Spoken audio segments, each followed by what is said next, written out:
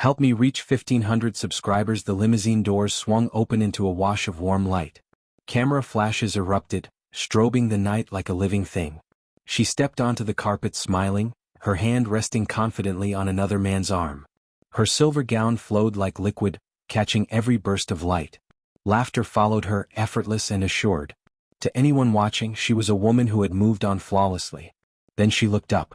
At the top of the marble stairs, just past the velvet barrier, stood the last person she expected to see. Her smile cracked. Her pace faltered. The man beside her continued forward, unaware, until she tightened her grip on his sleeve. She stopped completely, heels fixed to the carpet, breath caught between disbelief and recognition. He waited alone, hands folded calmly, wearing a sleek black suit she once teased for being too plain for events like this. His hair was neater now, his stance confident, his gaze steady.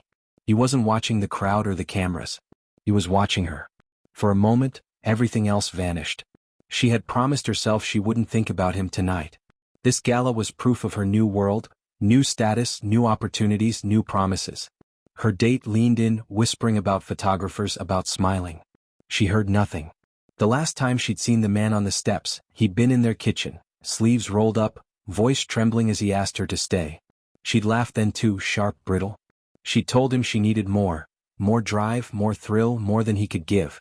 Now he stood there as if he belonged.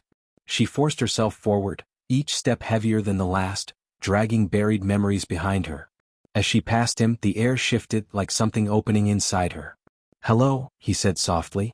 The word undid her. She turned. "I didn't know you'd be here." "I was invited," he replied, a faint smile touching his lips. No bitterness. No victory. Just calm. Her companion shifted, sensing tension.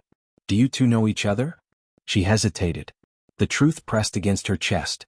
"We used to." The man nodded politely. "I'm Daniel." They shook hands, firm, professional, final.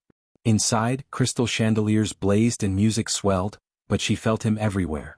Across the room. In passing glances. Speaking easily with donors who once overlooked him. Laughing in circles she'd said he'd never enter. Each sight quietly dismantled the stories she told herself. Later she escaped to the terrace for air. The city glittered below. She didn't hear him approach, but she felt it when he stood beside her. "You look good," he said. "So do you," she replied, hating how small her voice sounded. Silence settled between them, the familiar kind they once shared. She remembered long nights, shared dreams, the certainty they were building something real. She had confused stability with boredom. "I heard you left the firm," she said. "I did. Started my own foundation." He glanced at her. "Turns out patience pays better than chasing applause." The words weren't sharp, but they struck deep. "I thought you'd hate me," she admitted. "I did. For a while," he said honestly. "Then I realized I didn't lose you because I wasn't enough. We just wanted different things." She thought of the man waiting inside. Of a life that looked perfect under spotlights but felt empty in quiet moments.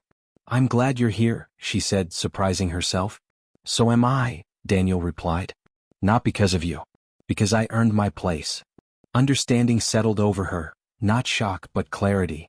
The man she left behind hadn't stayed there. He had grown, silently, without needing her to see it. When they returned inside, she took her date's arm again, but it felt temporary now. As she passed Daniel, he met her eyes and gave a small nod, an ending without resentment. The cameras flashed, capturing her smile. But beneath it, something had shifted. She came to prove she'd moved on. She left knowing exactly what she had lost, and what he had found without her.